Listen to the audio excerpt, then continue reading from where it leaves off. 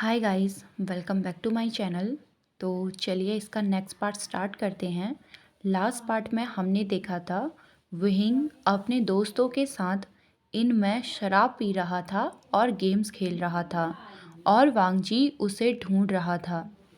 वांगजी ने जब विहिंग को देखा तो वो नीचे था और उसके ऊपर उसके दो दोस्त चढ़े हुए थे। ये सब देखकर वांगजी गुस्से में विहिंग का नाम लेता है। जैसे ही विहिंग और उसके दोस्तों ने लैंजान को चिल्लाते हुए सुना, वो शॉक हो गए। लंजा विहिंग के ऊपर उसके दोस्तों को देखकर गुस्सा था। लंजा विहिंग को उसके दोस्तों के नीचे देखकर गुस्से में था। उसने सबसे पहले विहिंग की कलाई को कस कर पकड़ लिया और उसके दोस्तों को गुस्से में ग्लेर करने लगा। विहिंग के दोनों दोस्त डर के मारे खड़े हो गए और झुककर हांगुन जुन से माफ़ी मांगने लगे। विहिंग, चलो चलते हैं।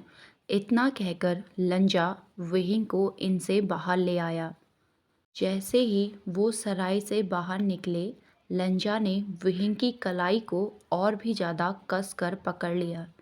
लंजा, दर्द हो रहा है, विहिंग ने दर्द के मारे चिल्लाया। लेकिन अभी वांगजी को इस बात की कोई परवाह नहीं थी। वो सुबह से विहिंग को देखना चाहता था, ना कि उसके दोस्तों को उसके ऊपर।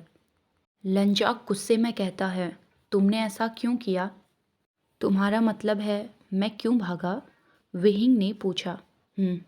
लंजा ने आंसर किया, क्योंकि मैं बोर हो रहा था।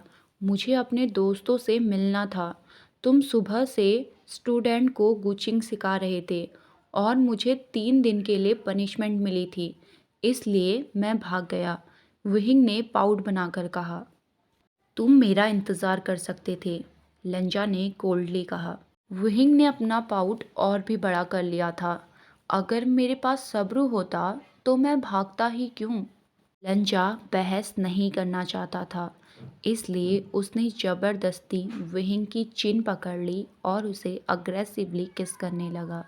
विहिंग किस को ब्रेक करने के लिए लंजा के कंधों को धक्का देने लगता है, लेकिन लंजा उसके दोनों हाथों को जकड़ लेता है और किस को और भी ज़्यादा डीप बना देता है। किस इतना डीप था कि विहिंग मौन करने लगा था, जिससे लंजा के चेहरे में स्माइल आ गई थी। धीरे धीरे विहिंग का नशा उस पर हावी हो गया और विहिंग बेहोश हो गया। विहिंग के बेहोश होने के बाद लंजा उसे ब्राइडल स्टाइल में उठाता है और उसे क्लाउड रेसेस ले आता है। अब दूसरे दिन जब विहिंग उठता है तो उसको बेड में रस्सी से बांधा हुआ था। उसने गुस्से में पूछा, ये क्या है?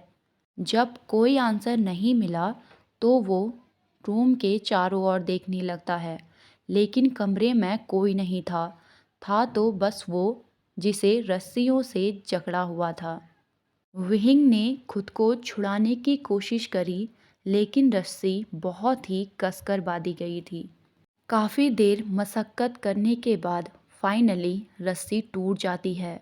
विहिंग जल्दी से दरवाजे में जाता है और बाहर की ओर झांकता है कि वहाँ कोई है, लेकिन बाहर कोई नहीं था। लेकिन विहिंग को नहीं पता था कि लंजा कोने में था, जो अपने भाई से बात कर रहा था। आखिरकार मैंने उसे ढूंढ लिया। वो अभी जिंगशी में है, लेकिन आप अंकल को मत बताइएगा, लंजा ने अपने भाई से चिंता में कह रहा था। चिंता मत करो वांगजी, तुम जानते हो मैं अंकल को नहीं बताऊंगा, लैन सिचेन मुस्कुराते हुए कहता है। अब तुम्हें जिंगशी लौट जाना चाहिए, क्योंकि अब तक विहिंग जाग गया होगा। जैसे ही लैन सिचेन ने विहिंग की बात करी, उसे याद आया कि विहिंग अब तक जाग गया होगा, लेकिन वो बेफिक्र था क्योंकि उसने विहिंग को रस्सी से बांधा हुआ था। लैन जान का एक्सप्रेशन लेस चेहरा थोड़ा चिंता में था, जिसे देखकर लैन सिचेन पूछते हैं, वांगजी, तुम कुछ परेशान लग रहे हो, सब ठीक तो है ना? लंजा चिंता में था क्योंकि वो जिंगशी के बाहर साइलेंस स्पेल लगाना भूल गया था। उसे डर था अगर विहिंग की आवाज़ किसी ने सुन ली तो वो विहिंग को रस्सियों से आज़ाद कर देंगे और विहिंग फिर से भाग जाएगा। लंजा कहता है, मुझे माफ़ करिए भाई, पर मुझे जाना होगा। क्यों नहीं?